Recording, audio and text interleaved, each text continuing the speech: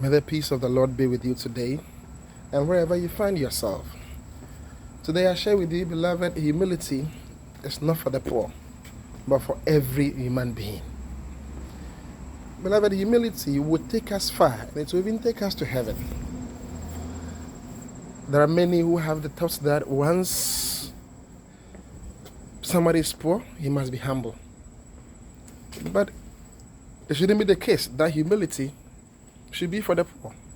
Because humility, being in lowliness, being in meekness, being in modesty, is something every person must have. And without it, we become inhuman, arrogant, proud, and full of anger and intolerance. Beloved, even going deeper into creation, we come to see that God Himself created man and infused into man humility. Because looking deeper to the word human, or a man, from humus, which is soil, and humilis, from which we get humility, which is low, on the ground, soil, we see how man was made from the soil, and then he became a person. So from the low state, from the ground, man became what he is today. And so we see how inseparable humility and then humanity is.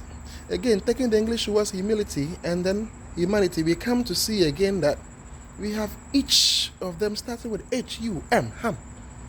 That should tell us how much these are intertwined, are infused together, that attempt to separate them will always render and make us inhuman.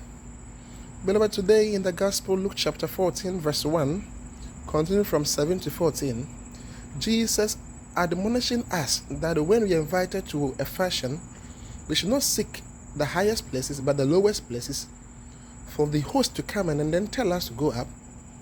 If not, we'll be embarrassed to come down. He's only affirming the fact that man has been created to be humble at all times. Because from the low, humus, the ground, man was made. So we need to have humility at all times. It is something you must possess if you want to go far. If you want to go to a deeper level and all that, we must have humility.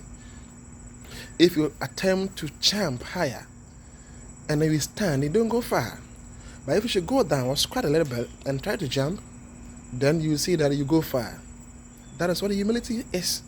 It takes us far because it brings the grace of God upon us. So we should day in, day out try to have humility, build humility, put others first, accept your weakness and mistakes, appreciate others, and all that, and you have humility.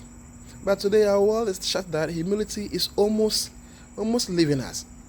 We think only the poor must have humility, which is not so. Satan lacking humility and seeing how powerful humility is, because Ecclesiasticus says that the humble's prayer will pierce through the cloud and they will be heard by God.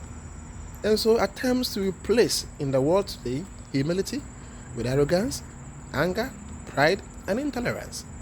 So we should make the conscious effort to always build and have humility.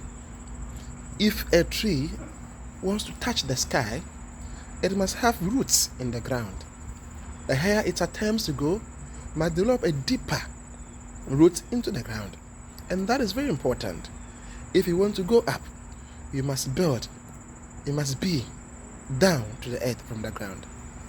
Beloved, let's always be humble. Let's be grateful. And surely we will go far. My prayer is that we always be humble, for the Lord to lift us up.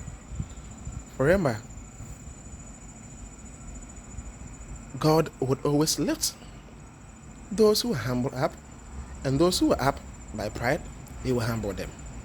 May God lift you up from your humility today and at all times. Be blessed.